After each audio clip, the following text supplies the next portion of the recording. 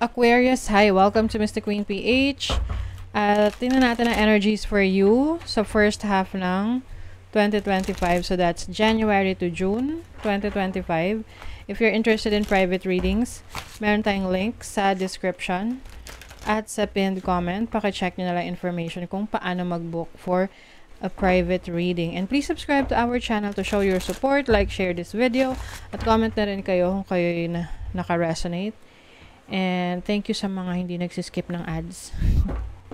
It helps a lot. Okay, let's begin. Aquarius. What's coming to you? First 6 months, January to June 2025. Okay, you have the 4th house. So there's some sort of focus pagdating sa bahay, family life, home life. Maaring may mga changes kayong gagawin. I see someone na may mga renovation na gagawin sa bahay, or this is focusing on taking care of your family. You have the moon energy. Moon is about nurturing, taking care of your loved ones. So, yun nga, very motherly yung energy nito. So, maaring if you are a feminine, or lalo na kung ikaw ay meron ng anak, or may sarili ka ng family, you will give more focus and time for your family, your children. You also have the 7th house, which is relationship. So, yung iba sa inyo, if kayo ay may partner at hindi pa kayo kasal, so maaring merong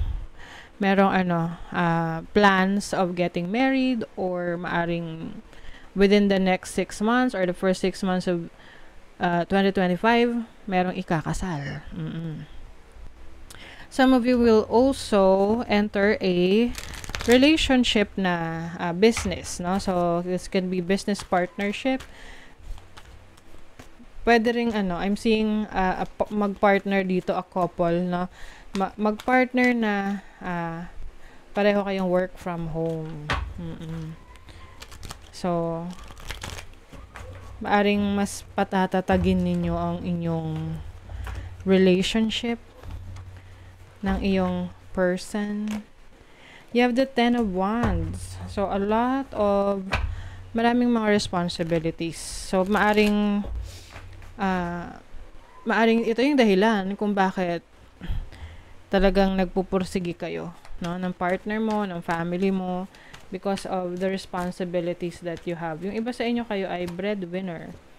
You also have Judgment here. So, this is rebirth, change. Meron dito merong nagbabago ng mindset pagdating sa pera. Kung dati kayo ay parang walang control when it comes to managing your finances. Like, bahala na si Batman, ganon, na tipong kung dati hindi kayo nag-iipon. So, ngayong first 6 months, like from January to June, maaring magsisimula yung pag-iipon mo. Kasi meron kang kailangang i-break na cycle pagdating sa mindset mo, or yung parang ginagawa mo, no? Pagdating sa pera, how you handle your money.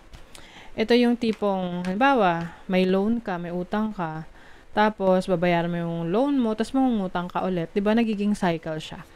Oo. So, ngayon, para kasi ang dami yung responsibilities dito, na pwedeng ikaw rin yung nagdala sa sitwasyon na yan, or maaring sinarili mo yung responsibilities, kahit na alam mong hindi mo kailangang kunin yung responsibility na yon.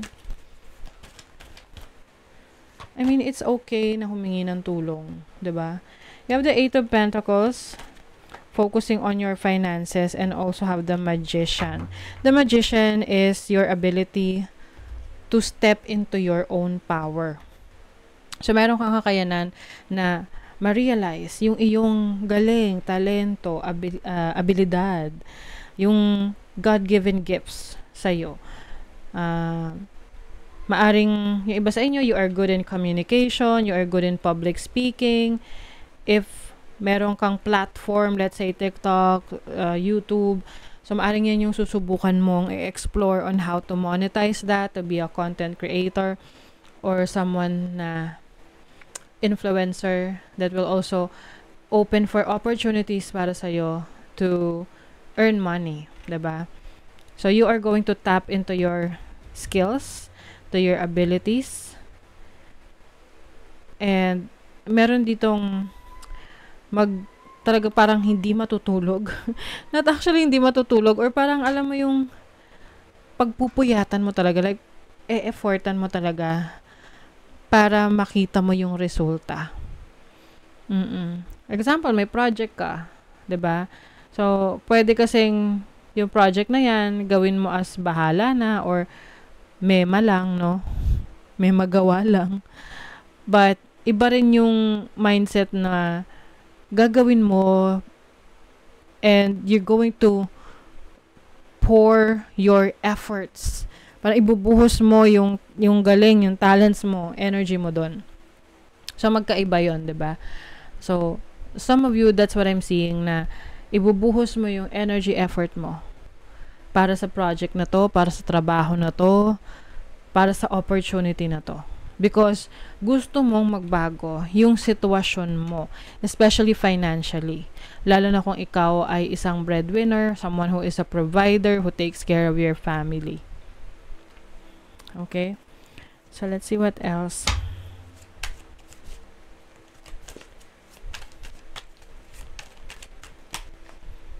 Autumn. 6 to 9 months. Okay. So, kung i-refer natin to sa time frame natin, no? So, this is after 6 months.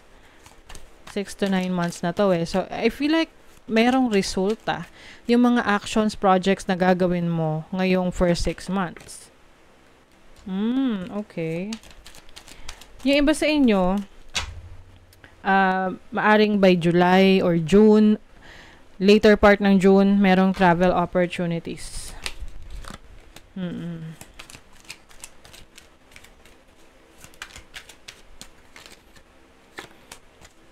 Okay. Meron din dito magte-take ng risk. Can be taking a risk in relationships, in business, or starting a new job, no? Halimbawa, nagre-resign ka sa trabaho mo para magsimula ng negosyo or mag-start ng bagong work. Heart and home. Yung iba sa inyo, you may be taking out a loan pagdating sa bahay. Home loan. Okay, so just make sure na meron kang sapat na pera for that. Or tipong may sapat ka na income monthly para mabayaran yung loan na yan. Kasi pwede siyang maging parang burden sa'yo eh. No? Na okay, meron ka nga bahay, pero hirap na hirap ka naman every month para bayaran. Which is, it might affect you, your well-being, kasi maaring so much pressure around you, at to the point na parang mawalan ka ng interest, hindi ka na maging inspired. So, when you take a risk, you have to make sure rin na you will take responsibility doon sa consequences ng risk na kinuha mo. Okay? So, let's see. Aquarius. You are the joy seeker. What little victories can you celebrate? So, yung iba sa inyo, Aquarius, meron kayong celebration na gagawin in the first 6 months of 2025. Pwedeng meron kayong mga small victories, small wins. Sabi nga nila, celebrate small wins para mas ma-inspire ka. Acknowledge that. No? Sabihin mo yan sa sarili mo, uy, wow, meron akong nabili na ganitong gamit na makakatulong para sa aking business or para sa aking work, para sa i-improve ng self-development mo, no? Yung mga ganon. Celebrate small wins. You create your own reality. What you want wants you to. What do you want to experience? Yes, you're creating your own reality. At itong experiences na gusto mong maranasan ay gagawin mo hindi dahil sa sinabi ng iba, kundi dahil sa ito yung gusto mo talaga. What really makes you feel excited. So, yung iba sa inyo, this can be a travel opportunity or like discovering a new place na kung saan mas magbibigay sa inyo ng inspiration para mas magtrabaho, para mas mangarap. Di ba ganun? Yung iba, when they travel, mas nagiging determinado sila na magtrabaho pa para mas marami pa silang lugar na mapuntahan. So that's what I'm seeing for you. Okay? So that is your reading, Aquarius. Thank you so much. See you again.